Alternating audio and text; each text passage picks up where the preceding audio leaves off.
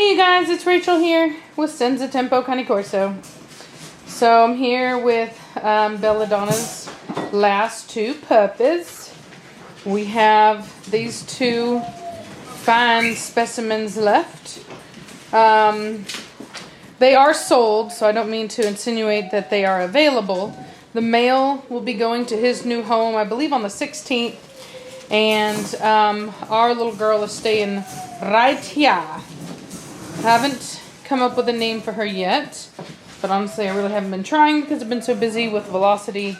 Savannah, do you mind? Mm-hmm. With Velocity and Belladonna.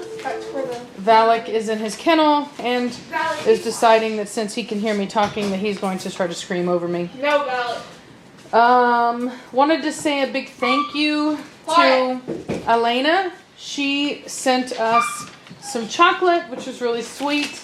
A letter as well as a ball that Preacher's been playing with. Where's it at? Let me look at it.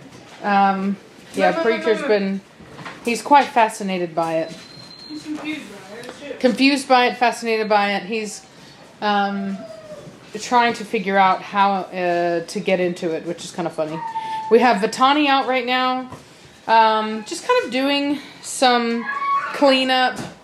We are rearranging our dog area, all of our dog supplies. I got some plastic boxes, like storage boxes, and what we're doing is we're separating everything into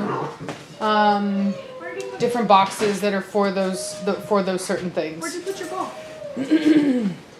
You don't know what he did with it? No, bro. Oh, well, we'll have to find the ball later then. We already gave it to him to play with. You'll probably see in videos.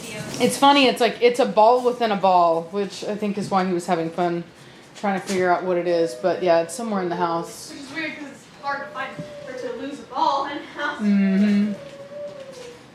God, Valak is really doing the most right now. He's mad because we put him up. We wanted to work with Vitani a bit.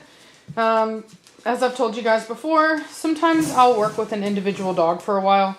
There really is no substitute for spending one-on-one time with a dog and really working on their basic commands and behavior. And Vitani specifically is a very high energy dog, like higher energy than I like. I don't like energy as high as her, I'll be honest. And so anyway, so in order to kind of really maintain a dog like that and control a dog like that, you really need to have your obedience down and you need to spend that one-on-one time with them so that when you tell them to do something, they actually listen because they're used to listening.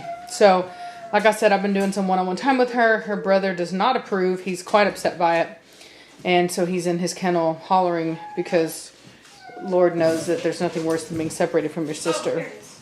It was behind the tea stick. Ah. Preacher's like, hey, found it. Yeah, let me see. I'm gonna bring it over here. See if the Oh, you should put it in here and let the puppies play with it. Oh, that's not cool. Oh, Preacher's like, hey, that's mine. Yeah, look at Preacher. Look at him. He's like, hey, that's mine. Hey, what are you doing? Look at them. They're gonna put What their are you muzzle doing? in it. They're like, what the heck? Let me see. Yeah, Preacher's already been playing with it. He's claimed it. Now he's... Oh, look at him. He's watching. He's upset. This is marble. I can't believe you gave it to the kids. They're playing with it. Well, hey, at least they'll beat the ball up instead of each other because they've been in here. Savannah and I have been cleaning up. Hollering at each other. Organizing stuff and listening to... we can't say her name right now because she'll ask us what we want. Yeah. But our Amazon music... Sometimes she'll respond to Amazon, so be careful. Oh, okay. Oh my God, look at that. He's So, got it. She's got it. so anyway, yeah, so we've been listening to music and the puppies have been in here just ripping each other up. And so... You can even see it on his ears a little bit. So yeah, she's been just whooping his or butt. him, that's him. Or her. Yeah, that's her, yeah. He's been beating her up a little bit too. Oh yeah, no, they beat each other up. They are well matched. And she's tough, you can tell. yeah, I took her tape off, letting her ears breathe today. Put some tape on his ear because it was not healing. It was kind of healing down, so wanted to make sure that it heals properly. So anyway, yeah. I wonder if it's possible to take the small ball out. Give him the small ball. No, don't leave it. Okay. Because then they're just gonna tear it up. Yeah, what did I say? Right. I see you. She was like, yeah, right, okay, yeah. While she's steady trying to get it out. Yeah, just leave it like that because I don't want them tearing it up. That's like a perfect way. It keeps them intrigued. They want to get to it, but they can't get to it. And I think that's the beauty of that toy, is that they're determined, oh my God, to get to the inside of it. That's a proud dog right and they there. can't. Oh yeah, she is. She'll be fun in the ring. She is. Yeah, she's gonna be a lot of fun. I wish the ears were longer. I'm not gonna lie. My vet, Quiet down. It's weird. It's like if I tell him to do. I used to tell him to do a medium show cut with no crop, and then I would end up with dogs like Blondie and a couple other crops. No bell, that I would just have these super long crops. And so then I just was telling him, all right, short show crop, no bell. And now I've been ending up with these really short crops. So I don't know. It's frustrating. If I want it done just right, I have to literally go in there and I have to stress that, this is what I want. They crop so many different kinds of ears, and more often than not, what they crop the most are bully dogs, which they want these really short crops, and Dobermans, which are the really long ones. So they just don't do the medium crops like these, and so it can be tough. But the guy, other than that, it's just a really great service. The vet's really awesome. They always make time for me. So it's kind of one of those things where it's like, whatever. It is what it is. So anyway, look at Preacher. He's so jealous right now. As you guys saw, he was like not at all paying attention whenever we were over here looking at these dogs. And now, because they have the ball, he's just like depressed. He's like, I want my ball. This is bull. That was given to me. Yeah, he's like, that's my ball. It was given to me. I don't understand why they have it. It's really not fair. But at least they're quiet now. Thank God. Frog legs. Look at her. Tell you guys, she is something else, man. She's is like, she is tough. She's loud. Proud, in charge. You should name her Loud and Proud on the show. Yeah, she's built really well. The only things that, if I had to complain, is her head type. I don't know what it's going to do yet. It does look slightly hyper to me. It's not horrible, but, her nares look a little bit more closed than what I would like. And her head type just to me is, a little on the hyper side. Like I said, not the end of the world, and it's not super hyper either. But it is slightly, in my opinion. The male has the perfect head. I love his head. Everything about him is just super duper nice. Structure, all of it, super duper nice. And so anyway, she could be a little bit longer in the body. But other than that, man, she's a really top-notch dog. And I'm not complaining. There are no perfect dogs, as I've told people before. And so you kind of have to learn to take the good with the bad. A head is easy to fix. So I've said it before. It's not the end of the world. Doesn't matter. So anyway, those dogs that are just almost 100% are just so rare. They really are so rare. And it's just not very often that they come along.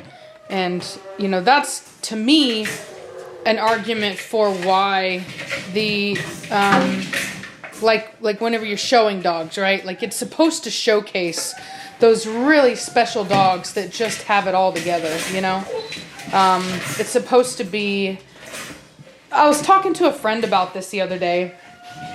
Because you know how I've always tried to talk to you guys about why I don't show everything. You know what I mean? There are some breeders that believe, all right, Valak, that's enough. Cut it out. There are some breeders that believe that you should show everything. And if you're going to breed it, it should be shown. And they think that it's like a responsible thing to do. However, I do not agree with that. I don't think that that's the purpose of showing. And I'll tell you what, I come from a background with cars. And I actually used to race cars and used to go to car shows. And I was telling a friend of mine that. I was like, when you go to a car show... Valak, stop! you know, people are taking their best cars, right? They're showing off their best cars. You're not taking, you know, your Kia or the clunker that you have in your driveway. That's not what you're taking. You're not taking your daily driver, unless like your daily driver is like a little hot rod. You know, you're taking off your best. You know, that's what you're showing. You're showing your best, and so that's why I don't like when people want to show everything. It's like, no, you should be showing your best, not everything, because not everything is that good, and it shouldn't be shown. You know what I mean? It's to me it degrades. It degrades the sport, in my opinion. He's so annoying right now. I can't tell you how annoyed I am. And the thing about it is like, I would just take him out and put him outside because I don't want to hear it while I'm trying to film for you guys. But the truth of the matter is, if I let him out while he's doing that right now, it will reward the behavior and he will continue to do it. So I literally can't put him outside until after he stops with that crap. But that's part of the problem with those two, is they're so used to being around each other and kind of feeding off of each other's energy, and they're just not used to being alone. And I just can't, I can't have that. They need to learn to be alone. So yeah, so that's what it is. Lie down, Valak. Valak, no! You are fine. It is not the end of the world.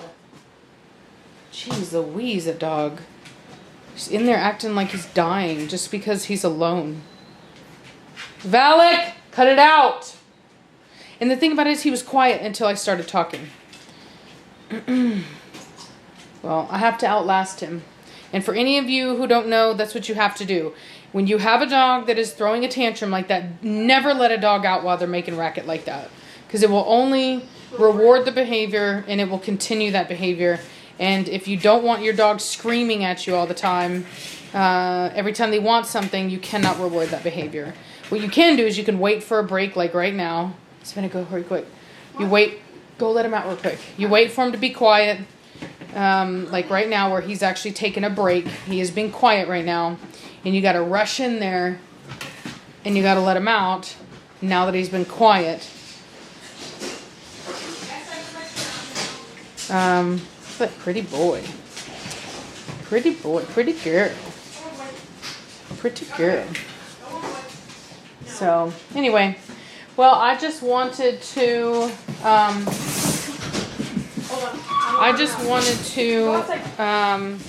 do a little video for you guys. Ow! Sorry. He literally hit me with he pushed the bird stand, the corner of the bird stand, into my ankle. Did your ankle off? Yes, literally into my ankle. Yes. No, my ankle. This right here, the corner of the bird stand, this is what he knocked into my ankle. It really hurt.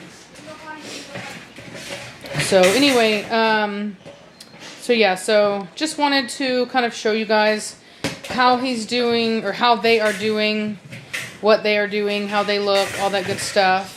And anyway, and so, yep, hope you guys are having a good day, and I'll talk at you later. Bye.